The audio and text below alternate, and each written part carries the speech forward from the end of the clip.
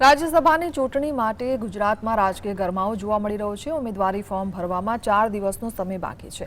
જો કે હજુ સુધી ભાજપ દ્વારા ઉમેદવારોના નામની જાહેરાત નથી કરાઈ। વિધાનસભાના સંખ્યાબળ આધારે તમામ 4 બેઠક ભાજપના ફાળે જાય તેમ લાગી રહ્યું છે। 4માંથી 1 બેઠક પર આવશે પાટીદાર ઉમેદવાર આવે તેવી ચર્ચા છે। લેઉવા પટેલ સમાજમાં આરસી ફળદુ અને નરેશ પટેલને ભાજપ ટિકિટ આપી શકે છે।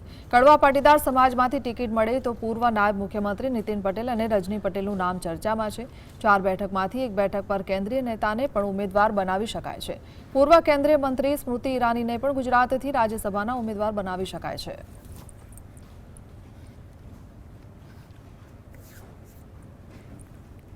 સંવાદદાતા જતીન જોડાયા છે। જે જતીન, રાજ્યસભાના ઉમેદવારને લઈને શું ચર્ચા ચાલી રહી છે?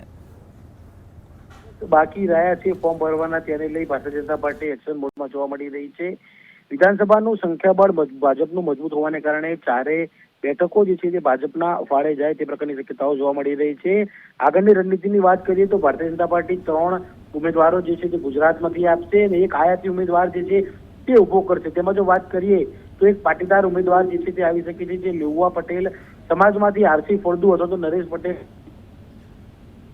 પાટીદાર જે સમાજમાંથી લોકો આવતા હોય તો પૂર્વ મુખ્યમંત્રી નીતિન પટેલ અને રજની પટેલનું નામ જે છે તે મોખરે જોવા મળી રહ્યું છે। લેઉવા પટેલ અને કડવા પટેલમાંથી જો જોવા જઈએ તો કડવા પાટીદાર સમાજમાંથી ટિકિટ આપવામાં આવે તેવી પણ વાત જોવા મળી રહી છે।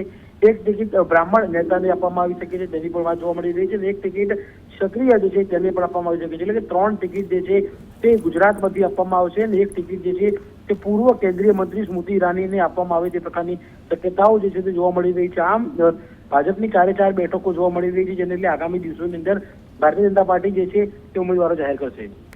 જી, આભાર।